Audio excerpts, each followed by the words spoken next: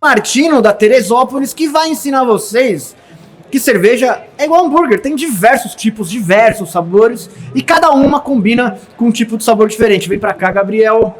Muito prazer. Aprendam isso aqui, tá, cara? Isso é muito importante. Muito obrigado, Lierson. Pessoal, boa tarde, tudo bem? Boa tarde, bom dia para quem não almoçou ainda, né?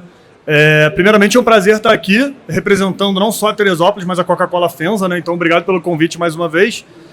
E lembrando que vocês receberam um número, né? Cada um de vocês recebeu um número. No final da apresentação, a gente vai ter um sorteio de 3 kits aí de cerveja Teresópolis. Então, não receberam? Então, vocês vão receber um número que no final da apresentação a gente vai sortear aí 3 kits de Teresópolis para vocês, beleza? Então, mais uma vez, obrigado pela oportunidade de estar aqui. Queria falar que a gente tem aí uma meia horinha de apresentação.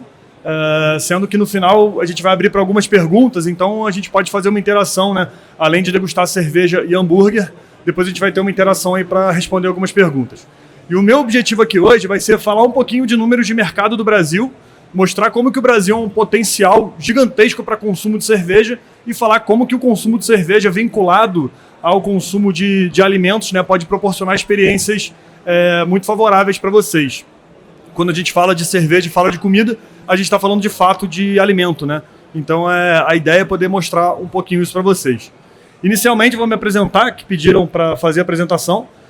Meu nome é Gabriel de Martino, eu sou gerente de processos cervejeiros da Coca-Cola FEMSA Brasil. Minha principal responsabilidade é fazer a gestão técnica dos líquidos que a Coca-Cola FEMSA produz, né, do portfólio de cerveja. Então, eu basicamente tenho a responsabilidade de produzir cerveja para a maior engarrafadora de Coca-Cola do mundo, então uma baita responsabilidade. Eu sou mestre cervejeiro de formação e de atuação, me formei na Universidade da Califórnia, nos Estados Unidos. Trabalho há mais de 10 anos dentro da indústria cervejeira, né, dentro de fábrica, então é legal poder estar do lado de fora um pouquinho falando para vocês. Fico até um pouquinho nervoso, que eu não estou muito acostumado. E trabalho também como jurado de concursos internacionais de cerveja. Então, ao longo do ano, a gente vai para alguns países aí para fazer avaliação de cervejas de diferentes mercados. Então, é um prazer enorme estar aqui para falar um pouquinho sobre cerveja para vocês, tá? E falar sobre cerveja é legal, né? Que a gente sempre passa um pouco pela história da cerveja, que cerveja, para quem não sabe, é a bebida mais consumida do mundo, atrás apenas da água e do chá. Mas assim, para você obter água e chá, sem querer desmerecer, é um processo relativamente menos descomplicado do que para você confeccionar uma cerveja de forma segura e consistente, né? Então, a gente passar por uma série de etapas e chegar na bebida que é mais consumida no mundo é bastante interessante, bastante rico da gente tentar compreender. E o fato é o seguinte, né? A cerveja que a gente bebe hoje, ela pertence a um conhecimento que a gente já tem de mais de 10 mil anos. Então, quando a gente fala de cerveja, a gente não pode deixar de falar também de história e de cultura, né? Então, os primeiros registros daí da produção e da confecção de cervejas retomam há mais de 10 mil anos, que provavelmente surgiu aí como um acidente e que a gente domesticou esse acidente que a gente tem que reproduzir até hoje, né? A cerveja, provavelmente, ela surgiu, né, por um acidente, mas a gente pôde, com a nossa sapiência, domesticar ela e reproduzir as nossas receitas. Depois do pão, é o produto fermentado mais consumido no mundo inteiro. Então, beber cerveja é basicamente comer um pão líquido, né? Hoje em dia, para quem não sabe, a gente vive um momento de ascensão, apesar aí de uma série de problemas econômicos que o Brasil vem passando.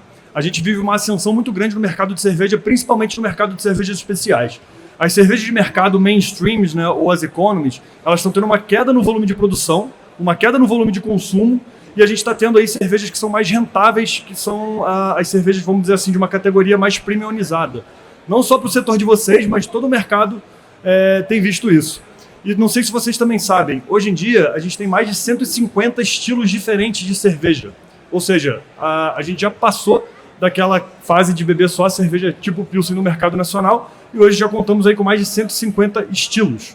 Isso aí nas mais diferentes vertentes de sabores, aromas, teores alcoólicos e afins, né? Hoje é muito pouco provável que uma pessoa fale, olha, eu não gosto de cerveja. É muito pouco provável que ela ainda não tenha bebido uma cerveja que seja favorável ao seu paladar.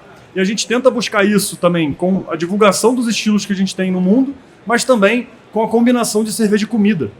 A gente sabe, né, que cerveja está sempre vinculada ao prazer e a boas experiências de consumo. E nada melhor do que a gente tentar combinar esse consumo de cerveja com o consumo de um alimento para fazer com que a experiência fique ainda mais completa. Garanto que a maioria de vocês aqui já bebeu cerveja, mas não são todos que já tiveram a oportunidade de fazer harmonizações ou combinações de cerveja e comida. Isso favorece, de fato, né, a exploração aí da experiência. Para falar um pouco de Brasil, para vocês terem ideia de como que o Brasil ele tem um potencial gigantesco, né, no hábito de consumo de cerveja no mundo. O Brasil, ele, em números absolutos, ele é o terceiro maior produtor de cerveja do mundo e ele é o terceiro maior consumidor de cerveja no mundo. Gente, a gente mora num continente, o Brasil é gigantesco, o território é massivo e a quantidade em volume absoluto que é produzido e que é consumido no Brasil reflete o tamanho da população. Olha só, a gente está falando que é um país que bebe mais de 15, que consome, né, produz e consome próximo de 15 bilhões de litros de cerveja por ano. Então, como terceiro maior produtor, a gente está falando de 15,3 bilhões, mas a gente perde para o primeiro lugar, que é a China, que vai para os 35, quase 36 bilhões de litros produzidos. No Brasil se consome 14,6 bilhões de litros de cerveja por ano. É um número que está um pouco estagnado, mas tem um detalhe bastante interessante. Quando a gente fala para o consumo per capita, ou seja, a gente coloca isso na média da população, a gente está falando que o Brasil é o 25º em consumo per capita por ano. O brasileiro bebe, na média, 69,3 litros de cerveja por ano. Quando a gente fala do primeiro colocado, que é a República Tcheca, a gente está falando de quase 200 litros por ano. Olha o potencial que a gente tem aí, não só de aumentar o número de consumidores, mas também aumentar o consumo per capita ao longo do ano. Isso está muito vinculado à questão cultural, né? Países na Europa já frequentam e têm o dia a dia vinculado ao consumo de cerveja há mais de 1.500 anos. Se você vê, a sociedade lá já está muito bem instituída e consumindo cerveja há muito tempo.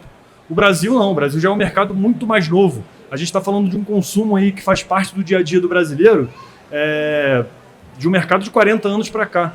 A gente ainda não tem o hábito de beber cerveja diariamente, numa ocasião de almoço e por aí vai. Isso faz com que a nossa média diminua bastante. Quando eu comecei a fazer cerveja, para vocês terem uma ideia, o Brasil tinha uma média aí de 90 cervejarias instaladas no Brasil. E isso eu estou falando de uns 15 anos atrás. Hoje em dia a gente já passou de 1.800 cervejarias. Então é um número ainda bastante crescente, bastante maior, mas ainda está bem aquém, né, do que a gente tem como potencial. A indústria cervejeira vem mostrando sinais de desaceleração nos últimos anos e o mercado global como um todo está se mostrando com essa característica, né? O consumo de cerveja no mundo está caindo. Mas o Brasil, com a população que tem um potencial de continuar crescendo, né? Então, olha só, se você for ver, a gente tem hoje 2,11% dos postos de trabalho na economia estão no setor cervejeiro. É um setor que representa 2% do PIB, 50 bilhões de reais arrecadados em impostos por ano e a gente tem aí, né, mais de 2,5 milhões de pessoas que têm empregos diretos e indiretos no setor cervejeiro. Gente, esses números são grandes, mas é um potencial gigantesco que o Brasil ainda tem para crescer. Então, se a gente for falar de mercado de cerveja no Brasil, a gente tem como números absolutos, números expressivos, mas que tem um potencial de crescimento aí infinitamente grande. Beleza? Bom, falando um pouco de mercado, é isso aí que eu tenho um pouco a dizer, né? E quando a gente traz para a atmosfera das cervejas de fato no Brasil, quando a gente fala o que é cerveja, né? O que compõe uma cerveja, a gente tem que entender duas coisas. A gente tem que entender que existe a parte poética e um pouquinho a parte técnica e legal. Para você denominar um produto chamado cerveja no Brasil, você necessariamente precisa de 4 ingredientes básicos em combinação. Sem um desses ingredientes, você não pode denominar o seu produto legalmente como cerveja. Você pode chamar ele como uma bebida mista ou algum tipo de categoria que você pode achar aí na legislação. Mas para você colocar no teu rótulo lá cerveja e registrar esse produto e comercializar, necessariamente você precisa desses 4 ingredientes aqui. Existem diferentes proporções e quantidades de matéria-prima, lógico, mas necessariamente tem que ser a mistura dos 4. Primeiro de tudo, a água, né, que compõe mais de 90% ou aproximadamente 90% de toda a cerveja que a gente consome. Antigamente existia, ainda em alguns lugares existe, né, aquele mito que a qualidade da água define diretamente a qualidade da cerveja. E vocês já ouviram falar, né, que uma cerveja de determinada região ela é melhor do que essa mesma cerveja de outra região por conta da qualidade da água. Vocês já ouviram falar nisso, né?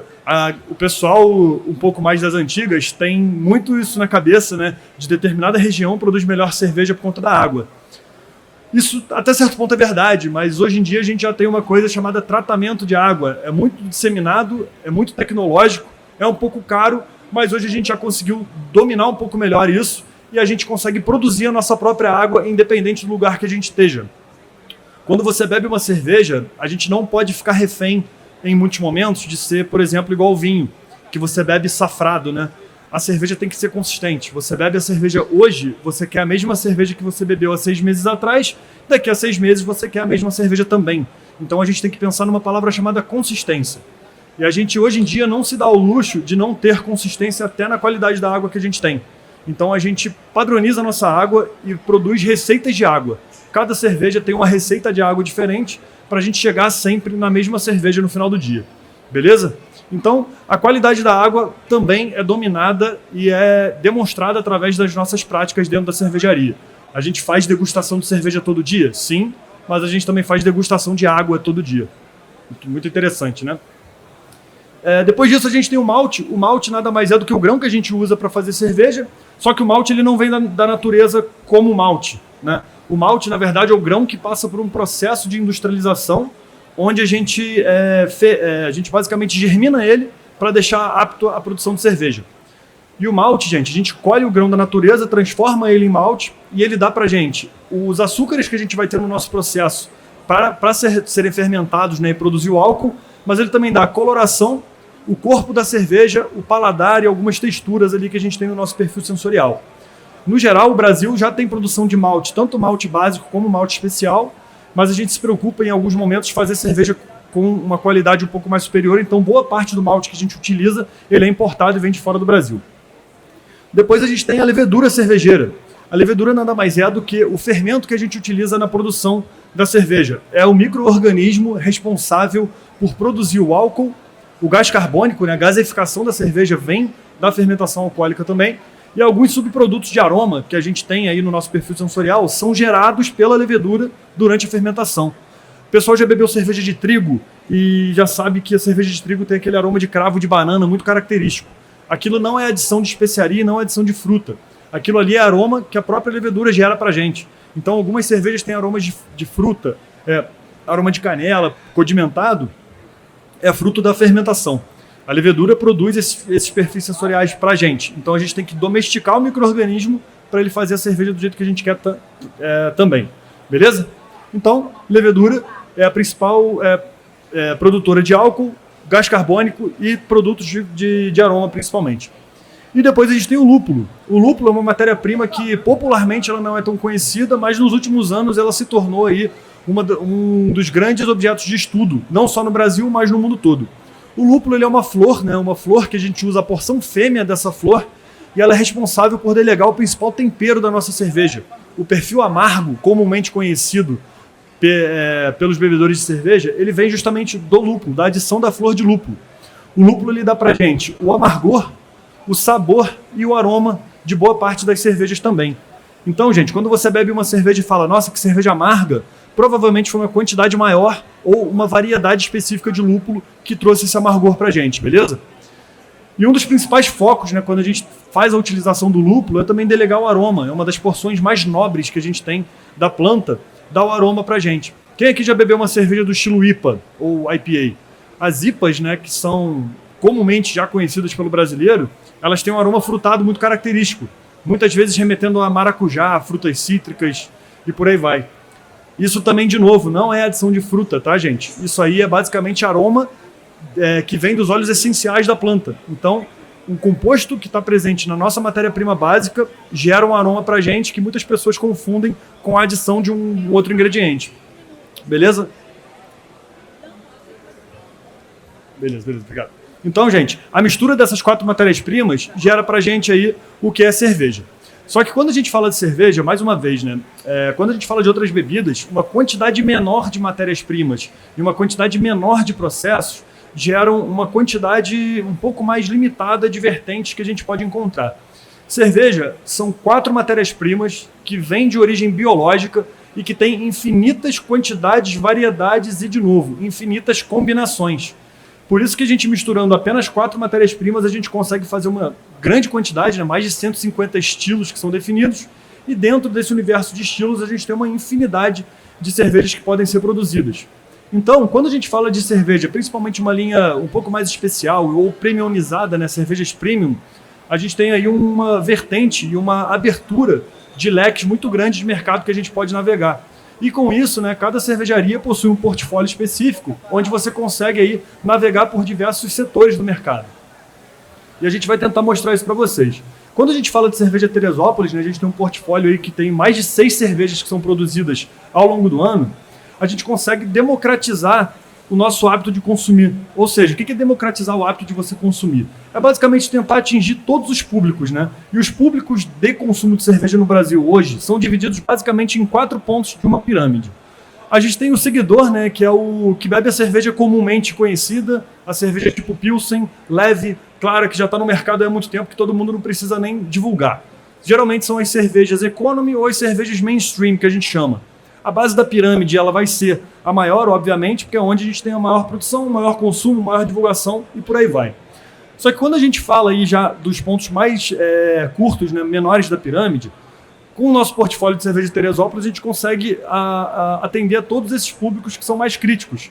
Então, por exemplo, a gente tem o público 2, que é basicamente atendido pelas cervejas extra ou as premiums já conhecidas, que são os consumidores alternativos, né? É o pessoal que já está optando pela cerveja que é dita puro malte ou uma cerveja especial e já está fugindo daquele setor ali que é comumente conhecido como cerveja de boteco.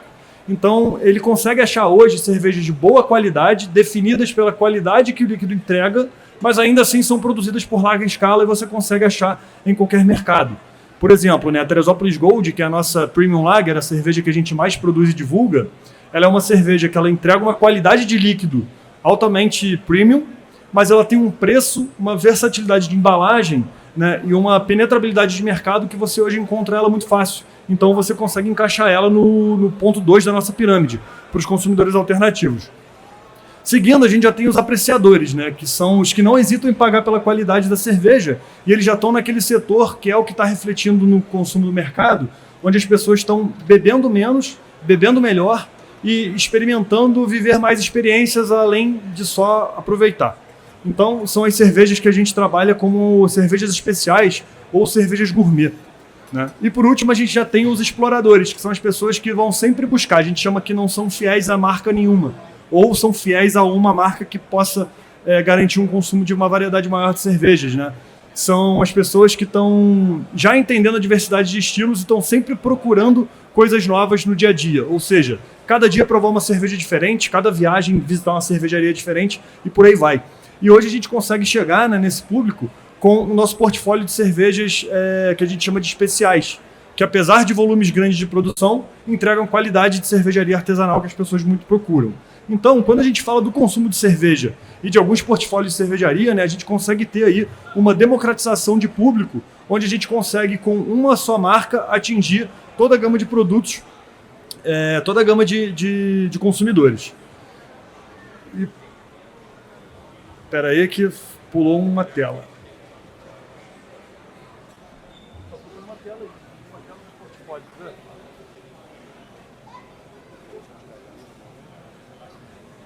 Problemas técnicos, pessoal, só um minutinho. Ué. Depois essa e essa. Foi rápido. A que a gente ocultou foi a 4. Não, mas é porque tinha uma tela a mais que o portfólio todo. É uma pena. Não, tudo bem. A gente tinha uma tela aqui com o nosso portfólio, mas sumiu, que tá tranquilo. E vendo aí que a gente tem por volta de 10 minutos, né? A gente vai fazer uma proposta bastante interessante hoje, que é o seguinte. A cerveja Teresópolis, além de ter uma gama grande de produtos, né? A gente já tem aí 6 cervejas já consolidadas no mercado, cervejas que são históricas, que tem um portfólio inteiramente premiado. A gente fez o nosso último lançamento, que foi justamente para atender maiores públicos e transmitir qualidade artesanal em altos volumes de produção e com grande penetrabilidade no mercado. E a gente fez o lançamento da Teresópolis Saphir, né, que é a nossa cerveja do estilo Session IPA. E é muito legal poder falar dela para vocês hoje aqui, porque é o seguinte, como a gente está na Burger Expo, né, falando de hambúrguer, falando para produtores de hambúrgueres e consumidores de hambúrgueres, a gente vai falar de uma cerveja e de um estilo de cerveja que ele é comumente conhecido e apreciado justamente pela harmonização que a gente faz com o hambúrguer, né? Talvez a mais popular, conhecida e consagrada harmonização que existe desse estilo de cerveja seja com o hambúrguer. Isso no mundo inteiro.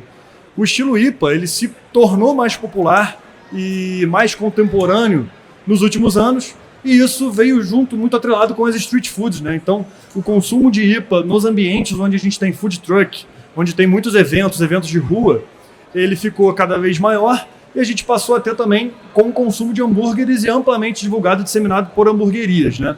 Então hoje a gente vai fazer aqui uma brincadeira justamente de fazer uma harmonização de uma Session IPA com o hambúrguer, né, que está sendo feito aqui agora. A ideia aqui de uma cerveja do estilo IPA, né, como uma Session IPA ela tem que ser... Para começo de conversa, só um parênteses. Vocês entendem o que significa Session IPA e IPA? A diferença das duas? Quando a gente fala de cerveja IPA, o foco da cerveja IPA é um teor alcoólico um pouco mais assertivo, mas principalmente amargor intenso e aroma intenso. É uma cerveja que ela tem um amargor muito mais pronunciado e um aroma também muito mais pronunciado. Só que quando a gente fala uma cerveja Session IPA, necessariamente esse nome Session, ele representa uma suavização do estilo base.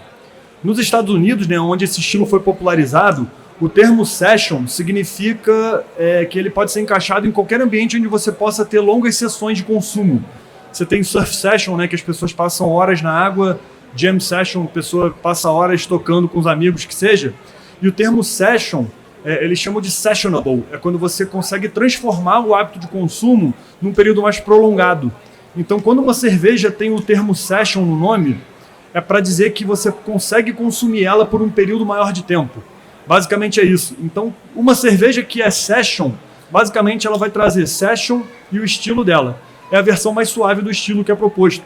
Ou seja, uma Session IPA necessariamente vai ser uma versão mais suave e que você consegue consumir por períodos mais longos de uma IPA tradicional. Então ela tem que ter todos os atributos que uma IPA tem, no caso, muito aroma, um amargor mais pronunciado, mas tem que representar uma versão mais leve, mais refrescante e mais fácil de beber. Geralmente as pessoas que têm uma trava muito grande para beber a IPA, quando bebe uma Session IPA, conseguem ver que é um consumo que tudo que a IPA pode trazer, mas é mais facilitado por ser um estilo mais leve. Beleza?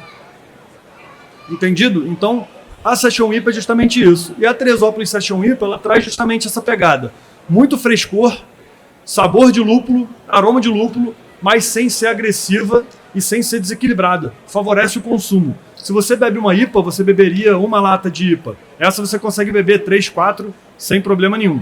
Então, a ideia é trazer a proposta de mostrar esses atributos da cerveja e combinar eles com os principais atributos de um hambúrguer, que é justamente aí o ponto de harmonizar uma IPA e um hambúrguer, né? Então a ideia é você pegar o amargor mais pronunciado da cerveja com essa característica frutada que a maioria das Session IPAs pode trazer e harmonizar com a untuosidade, a gordura, né? E às vezes até a picância do hambúrguer que está sendo proposto. Então são sabores aí que vão se complementar. Lembrando, gente, que quando a gente faz a harmonização, a gente tem por definição, né, que harmonizar uma comida e uma bebida é basicamente a arte de combinar, no caso cerveja, com o alimento de formas a potencializar a experiência sensorial do paladar. Então, a gente, para fazer uma harmonização, a gente tem conceitos técnicos, tem uma ciência por trás disso, mas em muitos casos, né, como é o daqui, a gente também pode levar em consideração o bom senso e um hábito e uma boa experiência de consumo. Então, já que harmonizar IPA e hambúrguer é uma coisa tradicional e é uma das coisas mais prazerosas do mundo todo, nada mais justo do que a proposta de harmonizar um hambúrguer hoje e oferecer para vocês uma IPA. Beleza? Eu espero que vocês gostem dessa experiência. Existe uma quantidade, por exemplo, ideal para que abranja um sabor mais profundo? Por exemplo, o cara vai beber uma e começa a deixa, ok? Se beber duas, três, pode mudar, por exemplo, o sabor. Só um minutinho. Bom, gente, aí vou aproveitar o gancho e agradecer, mas aproveitar também, já que a gente tem 8 minutos, 5 minutos, abrir para perguntas. Ele vai fazer uma pergunta. aproveitar o espaço agora para abrir para perguntas, para facilitar. Existe uma quantidade ideal, por exemplo, para que a degustação seja, que eu chegue no ponto-chave, vamos dizer assim, da degustação para o cliente, por exemplo, como se fosse uma dica da casa, beba uma latinha, por exemplo, e coma o sanduíche, entende o que eu quis dizer? Eu entendi. Vamos lá, a quantidade, aí a gente abre parênteses para um monte de dependes, né? Porque eu acho que não é mais a relação da quantidade, mas eu acho que é a ocasião e a performance, vamos dizer assim, do teu consumo, né? O ato ali. Uma boa sugestão é fazer com que a pessoa primeiro prove a cerveja, beba ali, até chega a saturar o paladar dela com uma cerveja nesse estilo, por exemplo. Porque você vai ver que é uma cerveja que ela vai deixar o teu paladar bem marcado. Você vai sentir o amargor mais presente na língua, você vai sentir perfis sensoriais e sensações que você não sente com uma cerveja normal. Aí depois que a pessoa consumiu isso e está com o paladar muito bem satisfeito dessa cerveja, você pode trazer um hambúrguer para ela fazer logo em seguida, que aí você vai ver o conceito da harmonização. Você vai ver que o hambúrguer vai conseguir limpar o paladar da cerveja, vai deixar mais evidente o paladar do hambúrguer e provavelmente vai chamar o próximo gole. Então, assim, eu acho que não é mais a quantidade, mas é o ritual do teu consumo. Eu acho que isso é muito mais interessante. Mais alguma pergunta?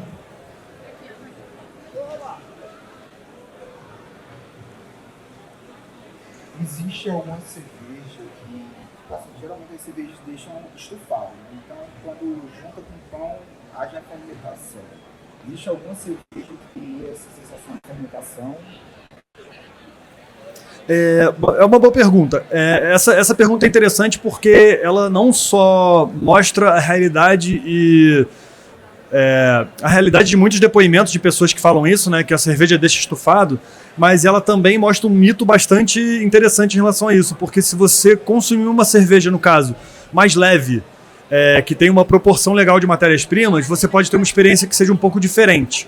Mas existe uma questão bastante interessante que aí experiências já são geradas em cima disso, até academicamente estudos em cima disso, é que as cervejas que são diminuídas e reduzidas em glúten favorecem a hábitos de consumo maiores e mais confortáveis em relação a essa sensação de estufamento, né?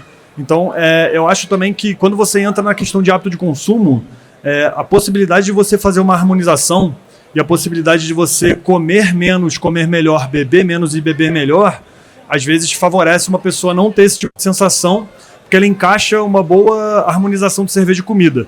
Então, às vezes, ela come e se sente estufada pela quantidade, talvez. Às vezes, comer menos e comer melhor, beber menos e beber melhor favorece essa sensação dela. Aí vai de encontro ao bom senso também.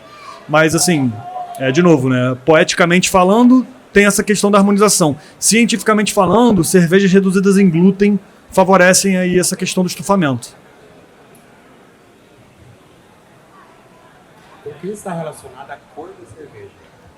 Olha, a cor da cerveja está diretamente relacionada ao tipo de malte que você utiliza.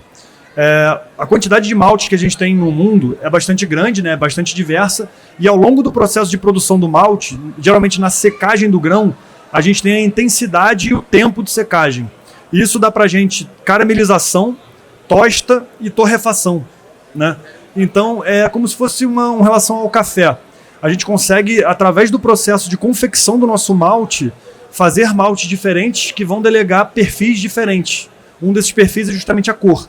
Então, um exemplo, quanto mais intensa é a secagem, mais favorece o grão a passar do aspecto amarelo para o avermelhado, indo para o marrom até chegar na coloração mais escura, igual ao caso do café. Então, o aspecto visual vem diretamente disso. Existem alguns pontos de cervejas especiais e de microcervejarias que existe a questão da adição de outros ingredientes. Tem muita, por exemplo, uma sour feita com pitaia, fica rosa, e por aí vai.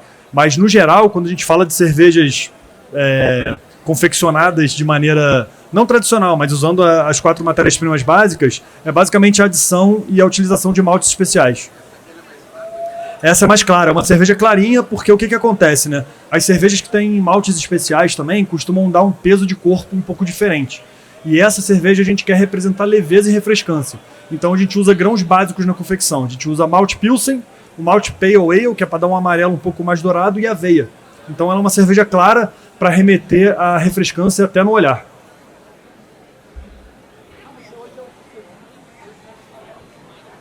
Mais alguma pergunta, pessoal? Alguma pergunta, rapaziada, pra gente encerrar para a próxima palestra?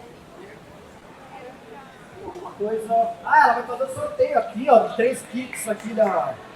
Bom, muito obrigado mais uma vez. Obrigado pela atenção. Às vezes a gente se enrola um pouco, né? Mas... Aqui pro Gabriel, gente. Pô, deu uma aula de cerveja aqui pra vocês. Qualquer dúvida, questão, só entrar em contato, né? A gente eu esqueci de botar aqui porque eu não sei fazer marketing, né? Mas a gente tem o perfil da Cerveja Teresópolis, então Cerveja Teresópolis no Instagram. Qualquer coisa, mandar pergunta lá, a pergunta eventualmente vai chegar até mim, né? Ou @Gabriel de Martino também, que está até no cartaz ali. Fiquem à vontade, obrigado pela atenção, obrigado pelo espaço mais uma vez. Espero que vocês gostem aí e daqui pra frente harmonizem cerveja com hambúrguer, que é 100% válido. Vai por mim, vale a pena. Uma salva de palmas de novo aqui do meu amigo. Muito obrigado. Valeu. Ó, rapaziada, a Coca-Cola deixou um presentinho pra vocês aqui, então quem quiser, organizadamente, levanta, pega um copinho aqui de presente, quem quiser, tá? Pode pegar aí, vai dar pra você uma lembrança da nossa querida Coca-Cola Company. Vamos fazer o sorteio aqui, galera?